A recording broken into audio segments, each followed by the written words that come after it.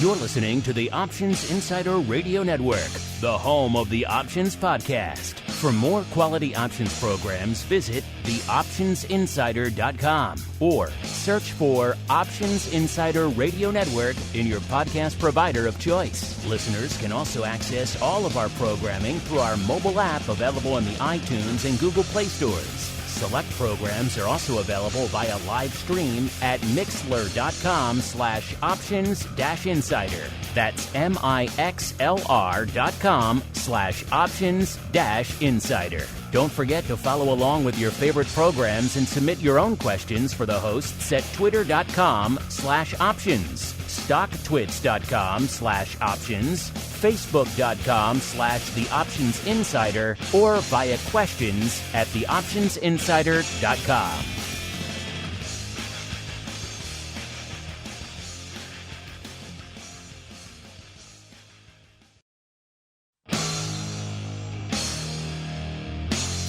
And now, it's time for the show that breaks down the options market from unusual activity alerts to market analysis, strategy overviews, listener questions, and much more. If it involves puts and calls, then our all-star panel will break it down. It's time to hit the Option Block with your host, Mark Longo from the Options Insider Media Group, and co-hosts, Uncle Mike Tosaw from St. Charles Wealth Management, along with Mark the Greasy Meatball Sebastian and Andrew the Rock Lobster GIOVINAZZI from OptionPit.com. And now, get ready to hit the Option Block. All right, everybody. That music means we are back once again for episode 2A of your bi-weekly options extravaganza known far and wide around the globe as the Option Block. My name is Mark Longo from theoptionsinsider.com.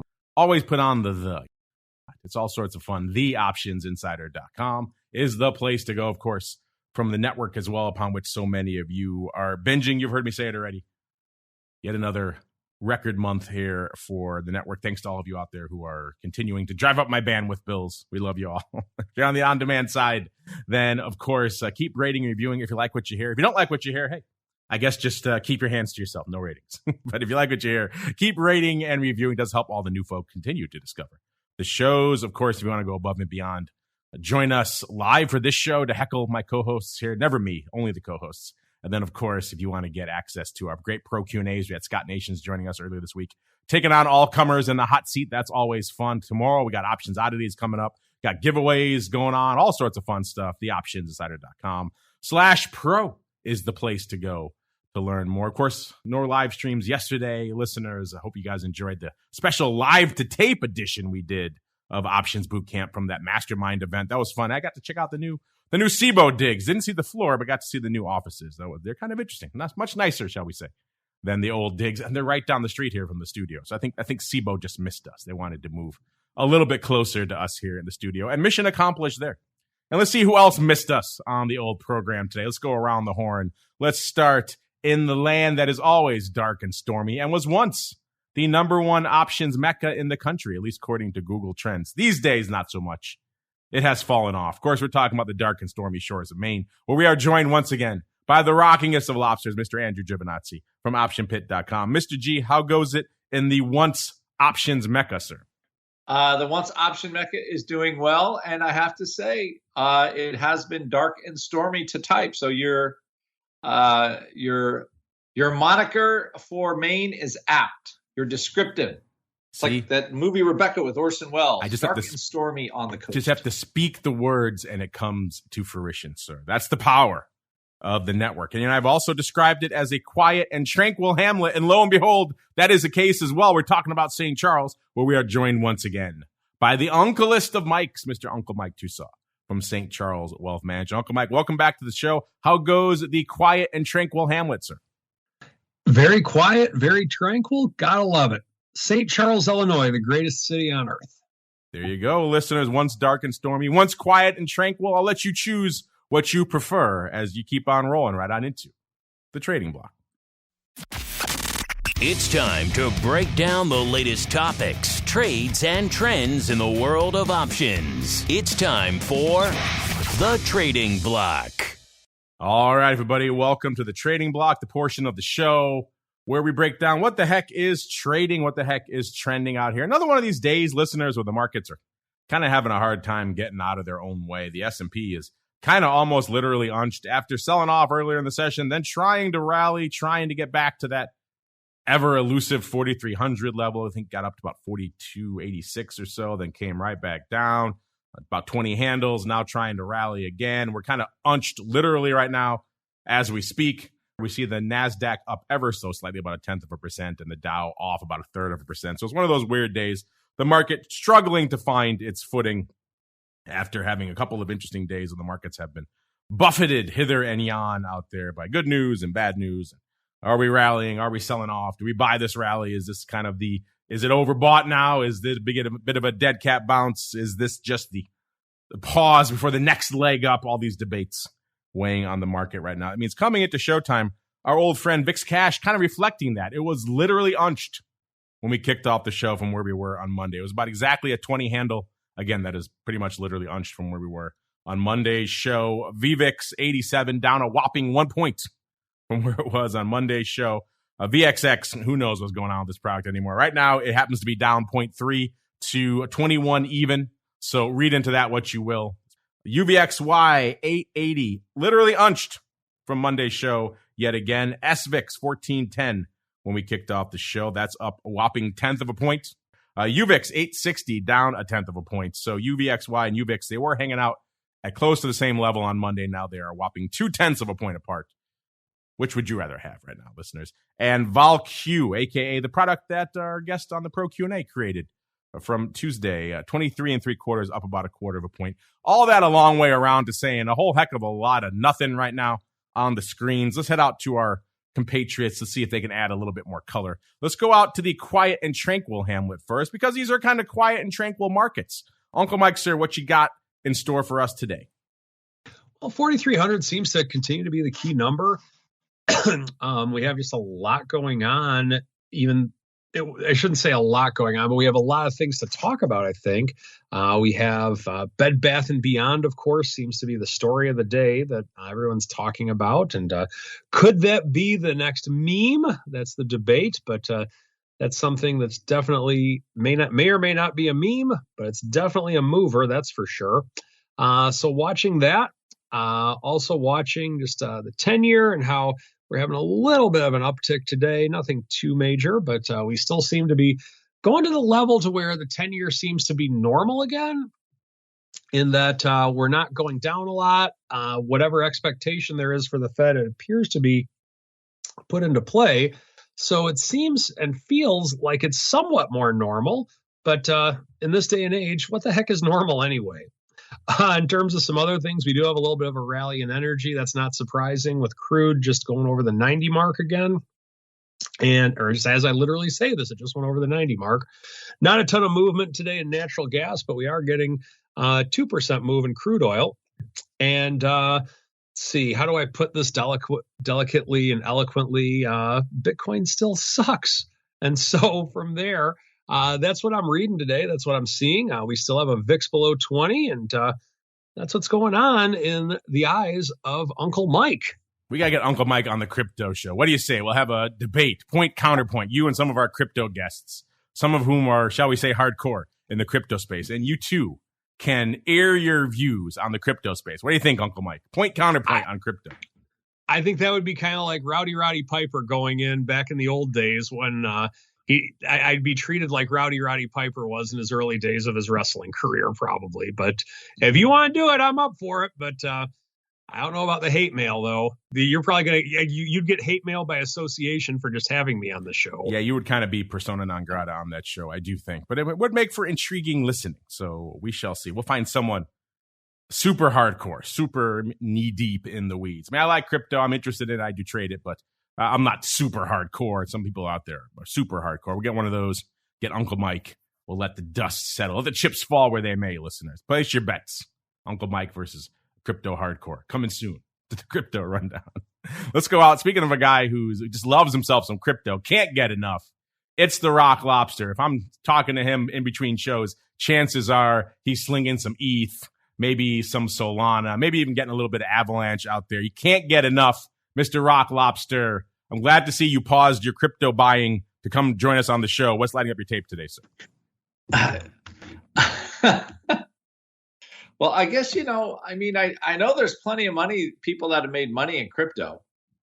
It can be done. It can happen. It was never, I did one, I closed, I think I lost 50 cents on a couple of BITO call butterflies, and that was about it. It wasn't going up anymore. I'm like, okay, no, I'm done with this. So, actually, because it was a very inexpensive call calendar. So I ended up losing like $50 on the trade, and after that, I was like, okay. And that was pretty much the top. So I feel like I killed it in December. I feel like that was my because the upside calls were so big.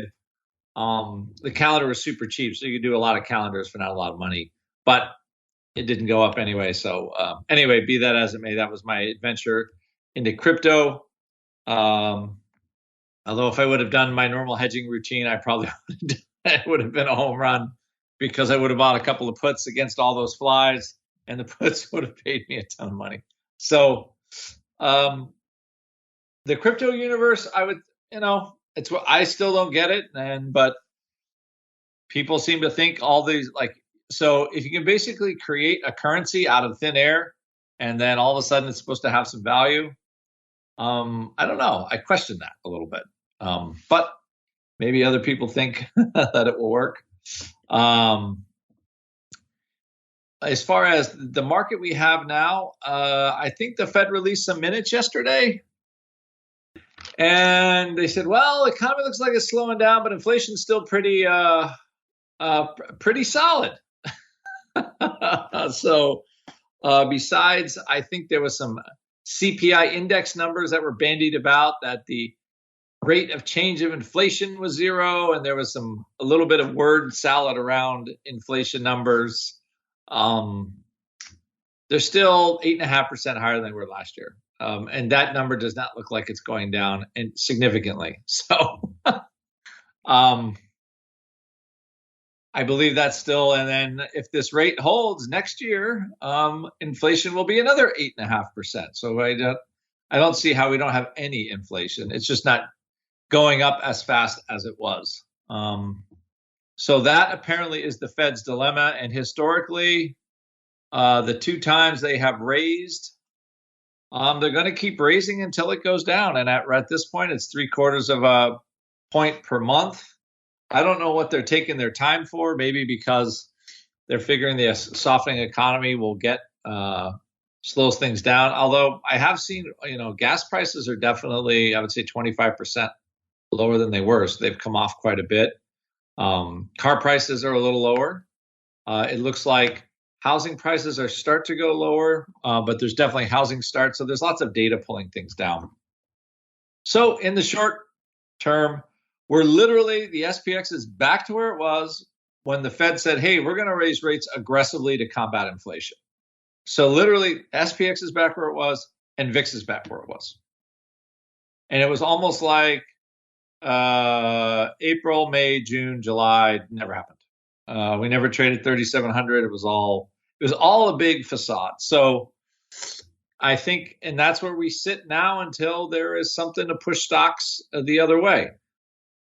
Apparently, grain prices are down to pre-invasion levels globally. So there's definitely some positive things going on.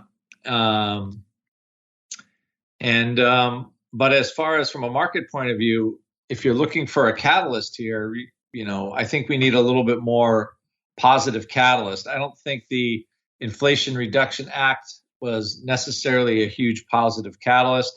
Probably good for, the certain sectors that are going to benefit from it. Some green energy, solar. I guess the IRS is going to do pretty well. but it didn't do much as far as the stock market goes. And they're going to spend about $750 billion. So there wasn't a lot of return that way. So if you're looking for the government to provide more impetus to the market, it doesn't look like, at least in the short term, it's going to be there. As far as stocks go, we're just through the earnings cycle, and this is usually kind of this end of August into September, a little doldrumy time. Definitely historically, the market kind of sells off because, people are out here getting ready for school, all this kind of stuff. So there's a lot of seasonal factors. I mean, but as of right now, there's just not a lot. It's sort of, back to the past, and then we see where we go. I just don't see any short-term catalysts that are enough to kind of really propel stocks a ton higher from this point, because we're kind of back to where we were before the Fed announced their rate hike. So we're not going to see anything from them until end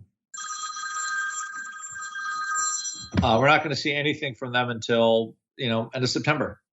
And then we have a CPI number, I guess, coming, beginning of September. That's your broker with a margin call, so you might want to take that. Huh? Yeah, no, it was my partner there. Nobody ever looks at my schedule to see that I've got stuff going on pretty much all day, every day. But that's okay. And last thing I'd say is crazy contango for VIX. It's the steepest we've had in a while. It's crazy steep, actually. So the front end of vol has come way down into the teens, and the back end of vol is higher, and you get that kind of forward vol effect. And so it's sort of but there clearly is not large sellers in the back month in vol. So that is another, the liquidity providers don't need to take it down because nobody's selling it. So they're letting the front end fall to the floor. Maybe people are getting a little more bold, selling short-term options, but that's what we have. So I don't expect, if I start seeing that back end of the curve come down, that'd be a different story. If there's actually real vol sellers there, but we haven't seen that. I would say not hugely yet. Yeah, someone was asking me yesterday at that live event we did, what I thought about the S&P, and I mentioned a few things that gave me reservation at these levels, and one of the key things is, you're right, that steep, super steep VIX curve. People are pricing in a lot of vol going out, not just into the election, which you expect, but beyond into the end of the year and even into next year. That gives me a little bit of reticence out there. They're pricing in a lot of vol for some interesting reasons, and dissecting why is kind of the name of the game right now. Let's see what the name of the game is from a volume perspective right now. Since we're talking VIX, let's start there.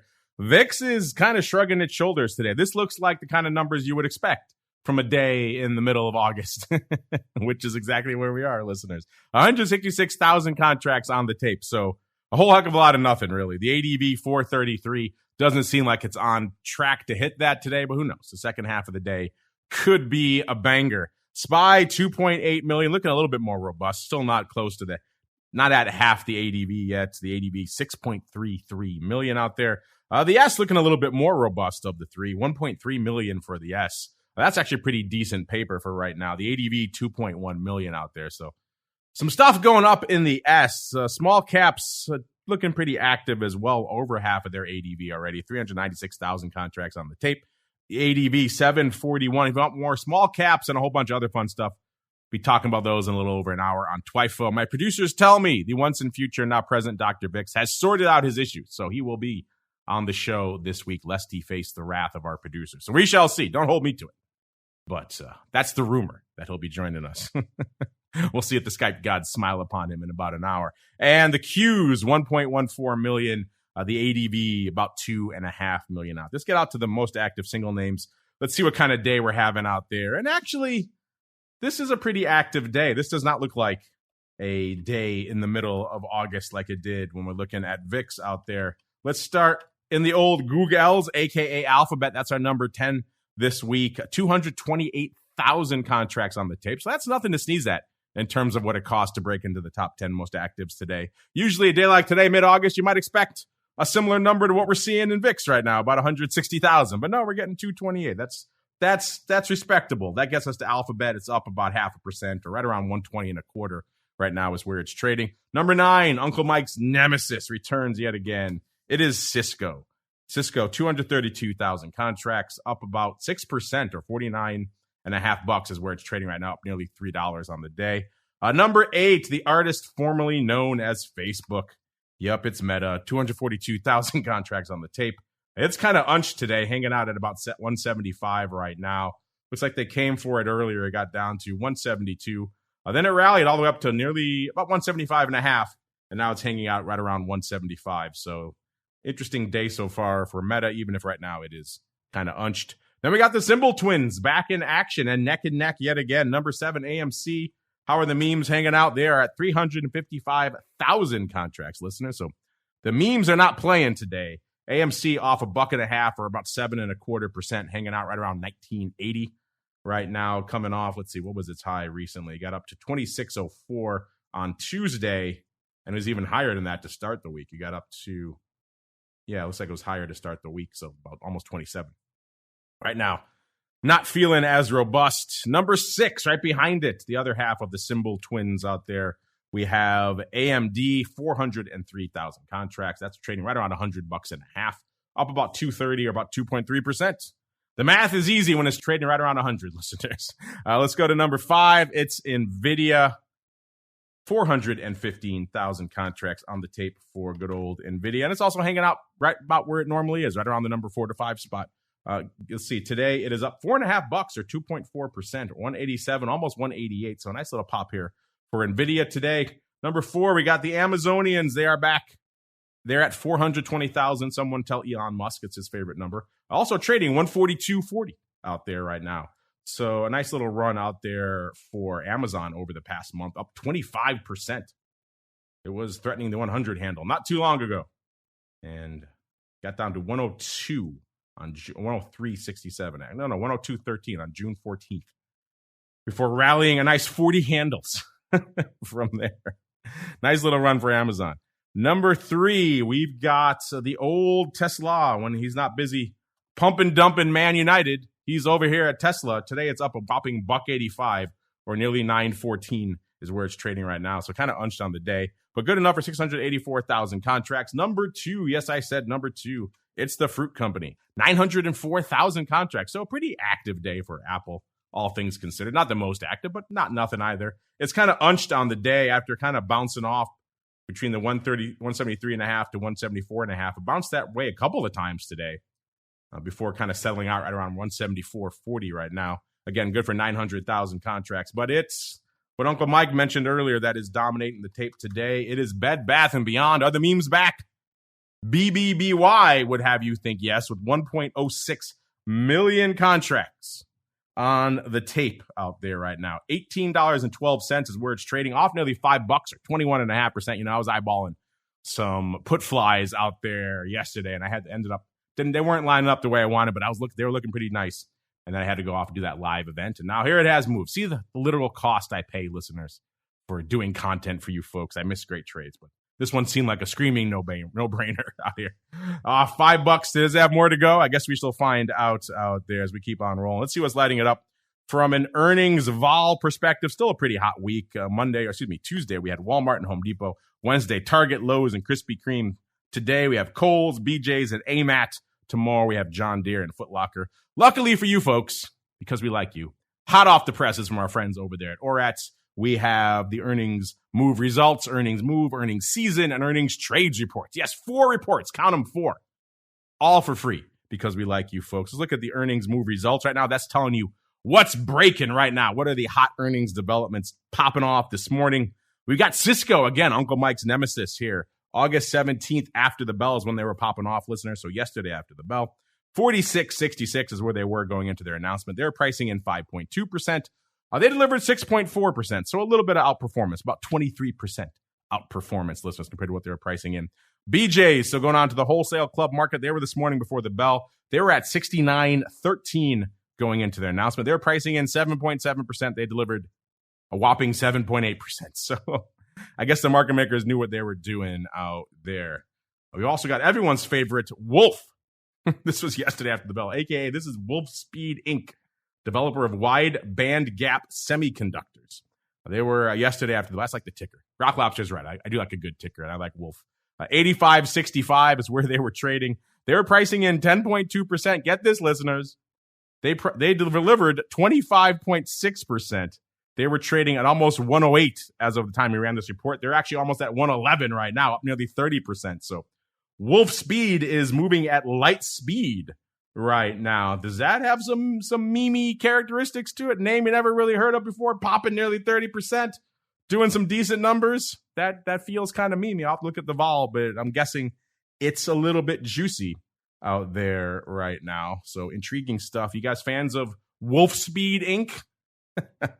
Hit us up. Let us know. Let's get out to some of the other names that are popping off later this week. AMAT after the bell today. 106 even is where they were trading. They're pricing in $5 even. How nice of them. All even round numbers. In the past, they've moved $4.11. So a little bit of earnings premium there. Stone Cold, our old friend Stone Cold. They're today after the bell as well. 11 3/4 is where they were trading. They're pricing in $1.50. In the past, they've moved about $1.70. So actually a little bit less juice for Stone Cold.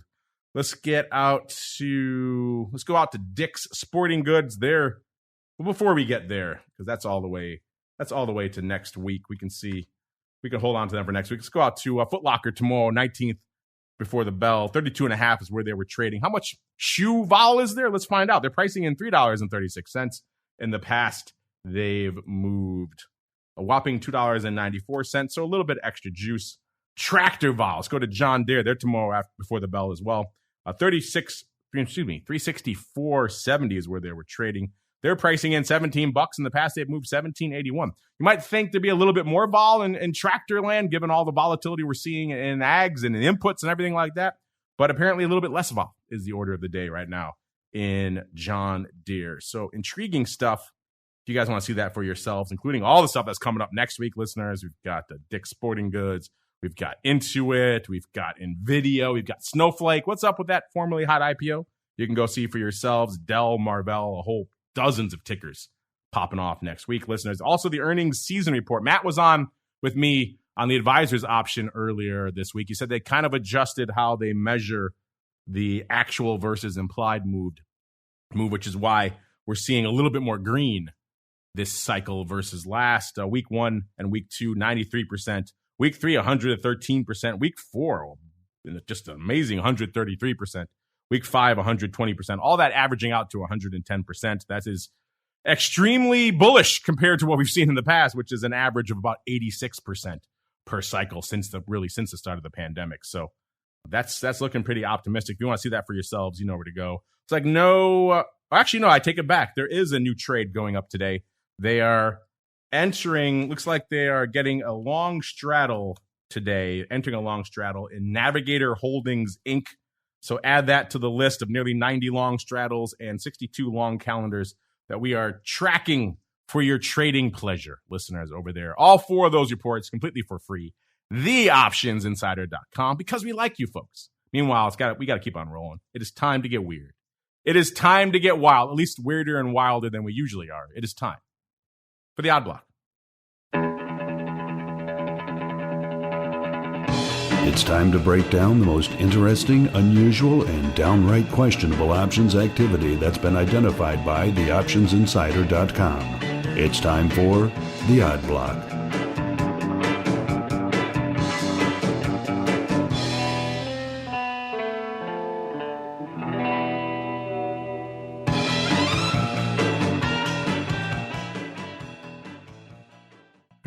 Welcome to the Odd Block, listeners, a portion of the show where we unleash the beast, a.k.a. the Eye of Sauron, and tell you what is fixated his gaze on today. Mr. Rock Lobster, our chat is appreciating you. I like this. That's what I was chuckling at.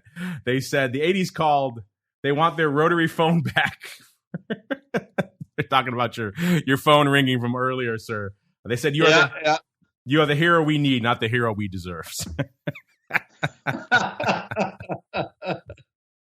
It did have a distinctive old school ring to it. I will say that. I could see you picking up the handset, putting it to your head, and then going 1 and letting it count down, and then 7, and it counts all the way. Is that one of those old school rotary phones, sir?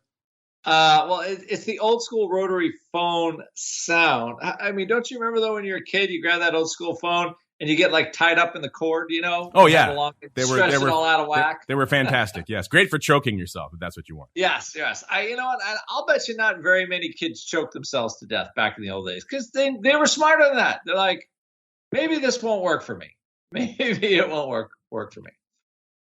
Yes. But anyway, yes, that's I like the listeners to think that I have an old-fashioned rotary phone. So we'll just keep that that dream alive. It does fit with the Rock Lobster branding. I will say that. So it is in keeping. It's on brand. Yes. It's on brand. It's very much on brand.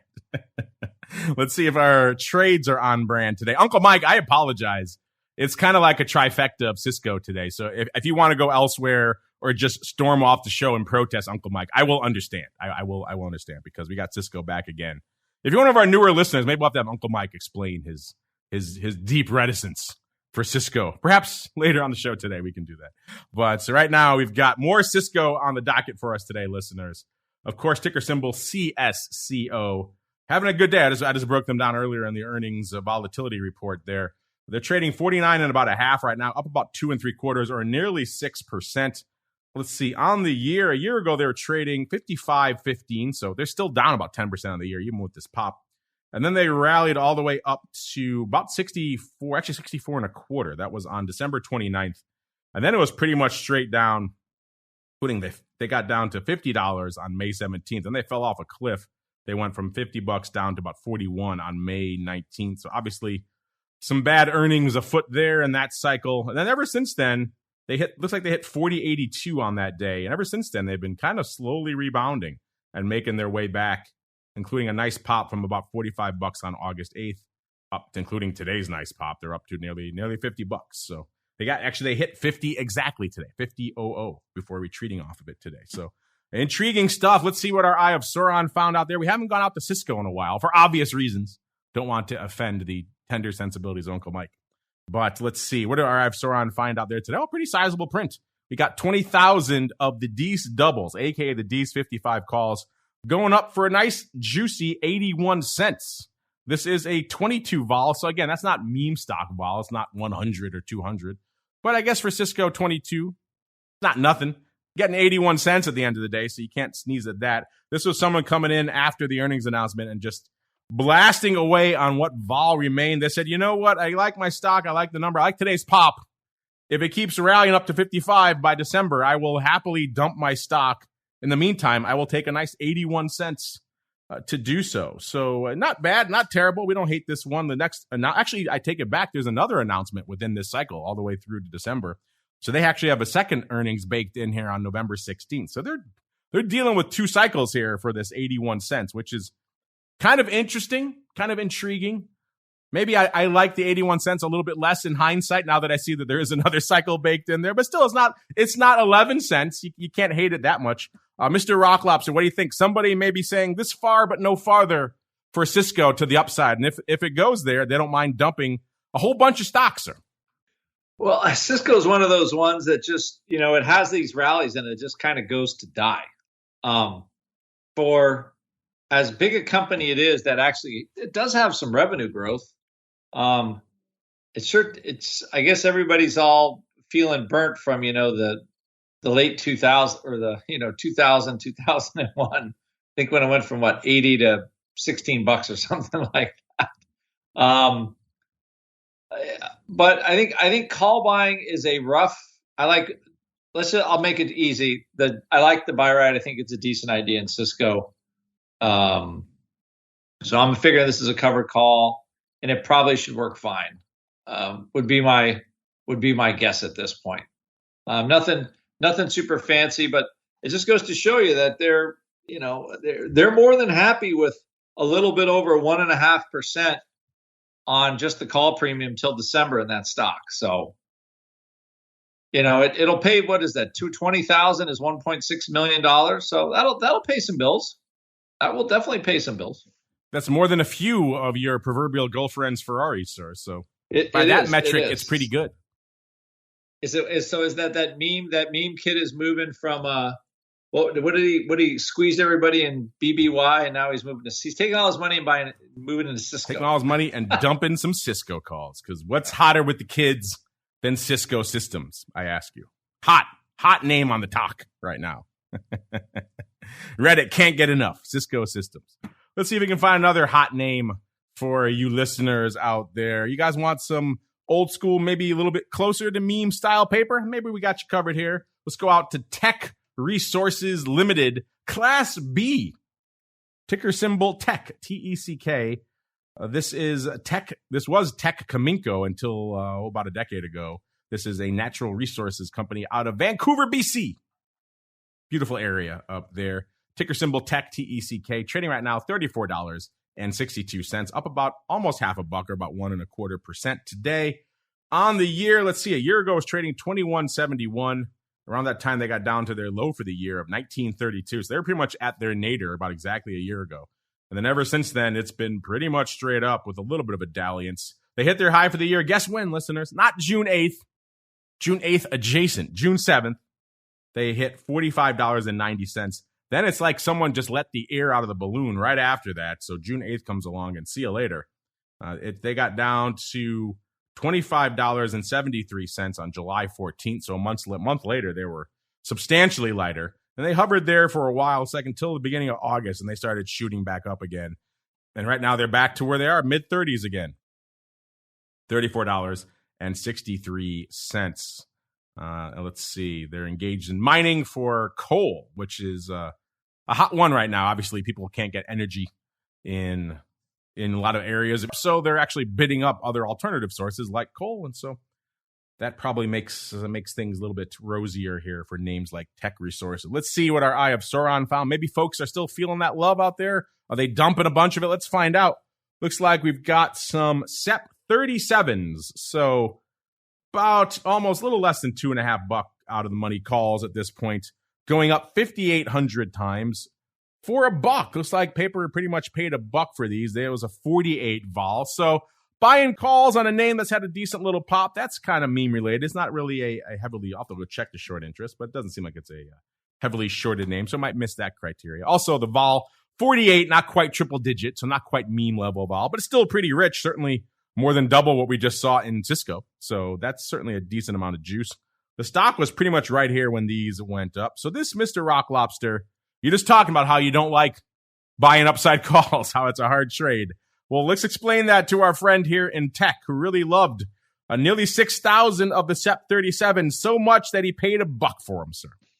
Yeah, what is today the all commodity stocks go up day today? Like apparently, TECK, didn't you get the memo? I got the memo before they opened. Yes, I guess they all got them. So oil stocks, Exxon, Swan. So BTU just taking off. There was a lot of flow in BTU. I mean, it's up 11% today. So apparently, I guess coal's good enough for China. So the Chinese are taking whatever money they have and they're buying coal with it. Who needs to breathe? Yeah, it's overrated. So apparently that's where the money's going. And TECK actually, it was probably $10-15 higher when everybody was worried about commodities in April. So I don't hate these calls, but it is, I would say, an aggressive. They're looking for a run to 40, something like that, probably, which I don't think is out of the realm of possibility. But again, all these commodity companies are making pretty huge money, so I think this is a reasonable call buy, considering, but aggressive call buy, buying out of money calls in here. Yeah, not the craziest trade we've certainly seen. It's certainly, compared to a lot of the meme names we've seen, that's more reasonable. But it is a pretty aggressive trade nonetheless. We'll keep an eye on this one. You like this one, listeners? You're a fan of calls in coal for TECK? Hit us up, let us know. How about we end this segment with a kiss, listeners? In particular, Kohl's Corp, ticker symbol KISS, KSS. You know Kohl's. I don't need to explain to you what it is. $31.85 is where it's trading right now. A year ago, it was trading $51.85. So obviously, they've come up under some pressure off 38% on the year. And then they've kind of had they look like they had a nice little range-bound period. They got up to 60 in August, then sold off down to 45 in October, back up to almost 60 in November, back down to about 46 in December. So they had a nice little range. Then they shot up in January 21st. It went from $46 up to 63, almost 64. So they had a nice pop. Earnings, M&A, maybe a little bit of both out there, whatever was driving that pop. It was a nice little pop there in January. They hung out at that new level for a while until about May. Then they started coming off it again. May 5th, they were $57. And by May 24th, they were $36. Looks like the bloom came off the rose pretty hard there. They tried to rally it again June 9th this time, not June 8th. They hit $46.60. And that was pretty much all she wrote for them. They sold off hard after that, got down to about $27. That was, it looks like they hit actually $26. That was their low for the year in mid-July. They've had a little bit of resurgence since then, up about $5 or so, but nowhere near the levels they hit earlier this year, just in April, about $64. So an interesting year. Looks like a tale of a couple of different years packed in here for coal. It's a nice range-bound period for the first kind of half of the year. Then they shot up, hung out there for a while, then kind of giving it up now over the last couple of months. But it looks like somebody is maybe thinking there's more upside to come here. Maybe getting a little memey here in coals. Someone looks like they were scooping this morning 3,000 of the AUG 33s. They paid nearly 50 cents for these, 49.8 cents. Obviously, they traded through the offer. These are 40 at 48. They got them done for nearly 50, so they had to go a little ways to get these done. That is a 105 vol, if you are intrigued, listeners. So it meets our first meme criteria, which is got to be triple digits vol. It's also call buying, so that's a second criteria. That's 2 for 2 right there. Looks like they just had earnings. Stock was higher when they bought these too. Well, that's a whammy for the Rock Lobster. 32.25 was the stock when they bought these calls. So they're wearing it to the tune of about 60 odd cents in the stock right now. So already paying through the nose, paying through the offer, and then the stock trends against you. That's never a good start to your trade, Mr. Rock Lobster. But they've got a whopping, these are AUGs. So they've got till tomorrow, Mr. Rock Lobster, for the big turnaround. I don't know about this one, sir. What say you? It doesn't appear promising. I'm going to go out on a limb on this one. I'm just going to say this. I mean, I as I recall, like Kohl's was a stock somebody wanted to pay $60 for, or $65. Yeah, there was some M&As, I recall. Earlier this year. Yeah, like this was a real takeover value, and it has not lived up to the. It's probably a good value stock at this point, but I guess it's pretty rough buying out of the money calls is the only thing I would think of right now. So, unfortunately, it's just not. It's not doing it. Yeah, they're going to be wearing it on these. Looks like they got a whopping 1 day, so maybe we'll find out tomorrow on options oddities if these Kohl's calls pay off. But I'm going to go out on a limb, listeners, and say probably not. Again, you never know, but they always have that time that they paid through the nose for nearly 50 cents for, but not looking good right now. Let's see if our question of the week is looking good. It is time for the mail block.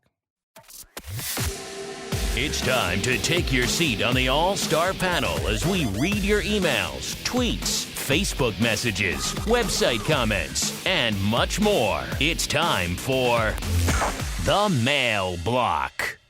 All right, everybody. Let's do it. Let's get to the mail block, the portion of the show where you guys take the reins, your questions, your comments, your insights, your pearls of wisdom. We also shine that light back on you sometimes with our question of the week. Like we're doing right now, our question of the week is VIX is back below 20. At least it was when we posted this. It's kind of hanging out right at 20 right about now. Is this the beginning of a new volatility regime or just a blip on the radar? Quite simply, will VIX still be below 20 at the end of Q3, which, if you can't do the calendar math, listeners, is the end of September. Let's go out now to the quiet Hamlet. He's been sulking over there because we've been talking so much about Cisco. Uncle Mike, I apologize. That's just the way the chips fell today. But what say you about our question of the week this week, listeners? Or do you think VIX will be back below 20 by the end of Q3? And then what do you think our audience is voting for? Well, in terms of Cisco, nothing happens by accident, Mark Longo. I don't believe that for a second. In terms of our audience, do I think it's going to be below 20 by the end of Q3? Well, it is below 20 today. So I think that ultimately we're at this is very much a fork in the road type of market. And we could go either way at this point for the short term, 4,300 being the key number. We have the VIX at 20. I will say that we will either be at 16 or 27. And that's about as good as I can give you. I will not say which one, but I can see 16 or 27. That's the old Uncle Mike 49% guarantee out there. 16 to 27. That's Uncle Mike's range. You like that? You're in that range, listeners? Let us know as we go out to the Rock Lobster, sir. What do you think? We're hanging out just a wee bit shy of 20 right now, Mr. Rock Lobster. You think we'll still be hanging out in this range end of September, or something else afoot? And then what do you think our audience is voting for? I'm going to say we will be below 20 at the end of September, just because you've got timing on all the Fed announcements and everything else. So whatever crappy news will come out will most likely be settled by then. So I'm gonna say below 20. And the audience, what is the audience saying? I'm gonna say actually a little contrarian. I think the audience is not liking this, and nobody believes the rally, so they're gonna say we're gonna be above 20 at the end of September. Well, you are correct on that one. Our audience is kind of fading this rally, has been doing so for some time. They are saying no. 67.8% of you say no, we will not be below 20 at the end of September. Yes, 17.8%. And VIX is confusing, getting 14.4% of the votes right now. Get over there at options. We just pinned it for you. Let's make it a little bit easier for you guys to find. We put out a lot of content. I get it. So if you can't find the poll when you get over there, just scroll down a bit, but we try to pin it for you every now and then too, so you folks can find it out there. Let's get out some of your questions. Let's go to, what's this question? This question is from DPH. They want to know, what's the latest on Vroom? Is there still crazy call paper every day? Well, let's pull it up and find out there, DPH. Vroom, of course, is Vroom Inc. This is kind of the online automotive name we've talked about a bunch of times on this show and on Options Oddities.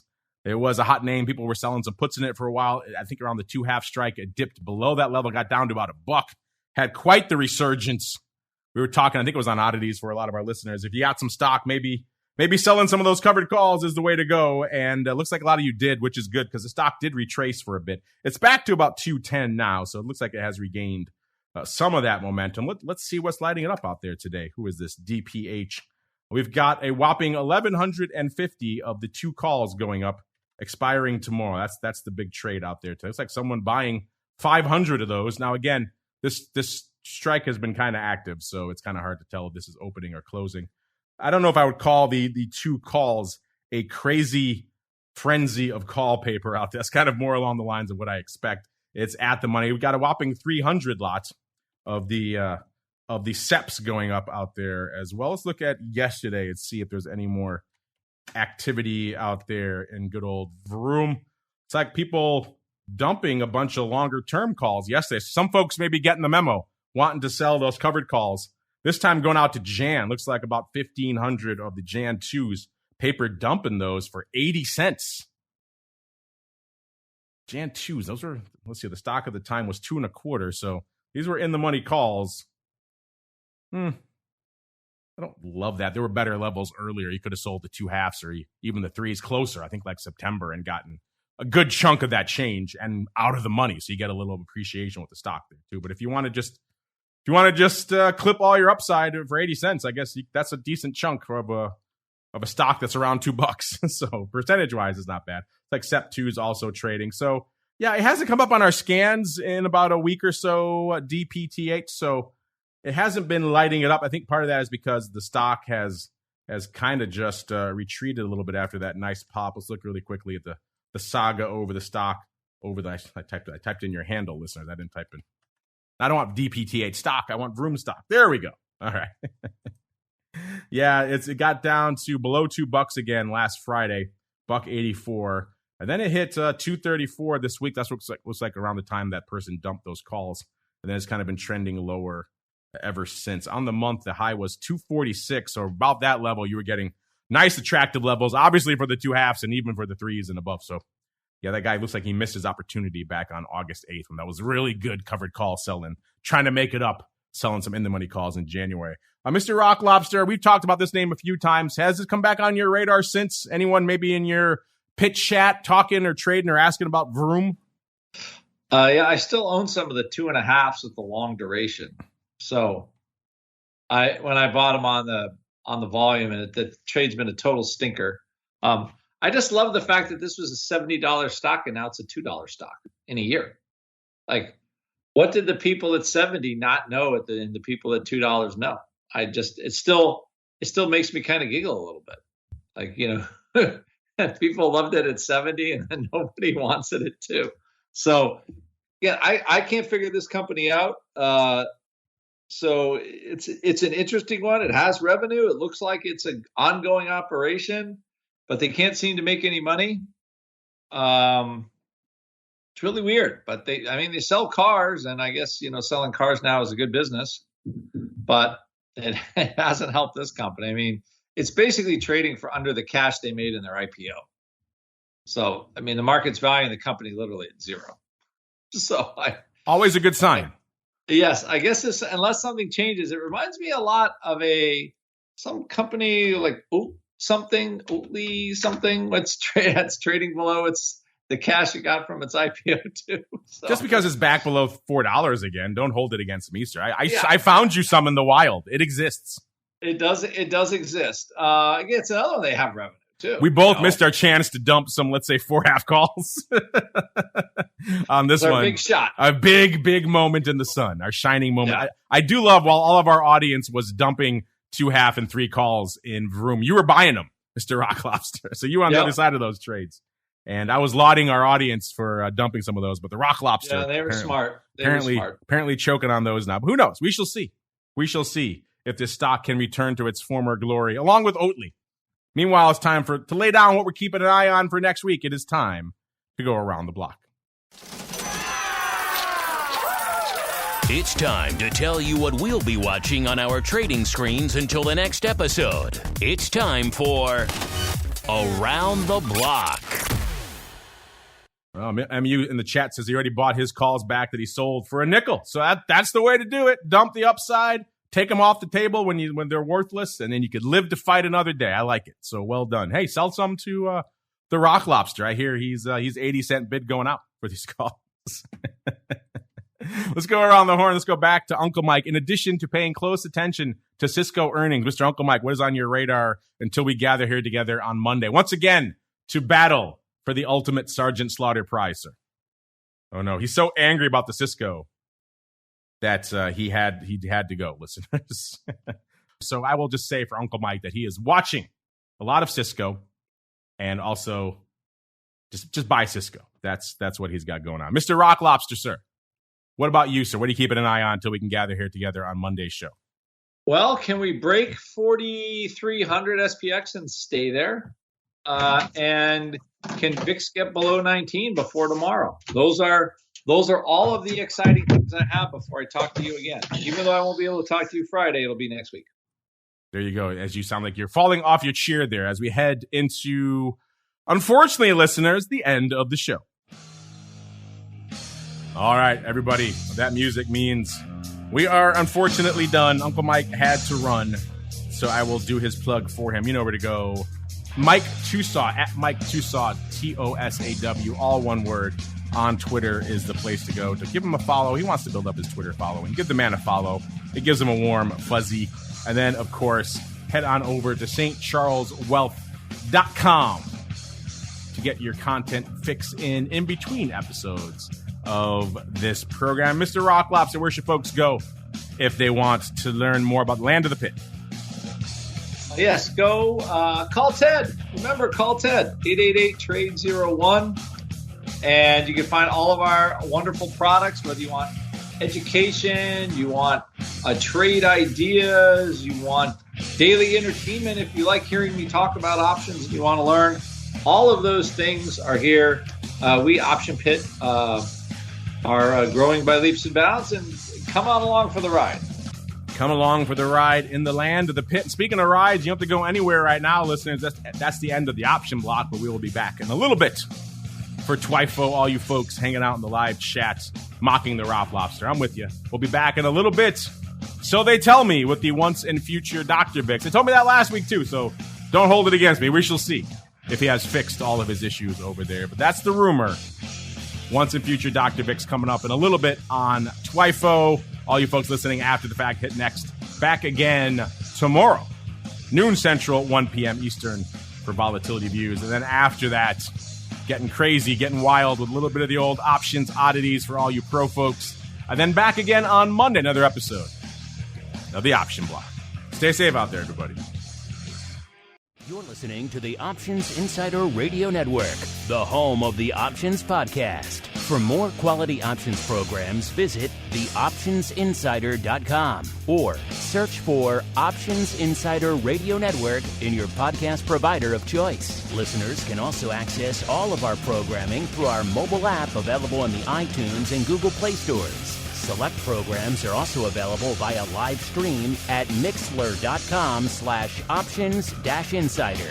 That's mixlr.com/options-insider. Don't forget to follow along with your favorite programs and submit your own questions for the hosts at twitter.com/options, stocktwits.com/options, facebook.com/theoptionsinsider, or via questions at theoptionsinsider.com.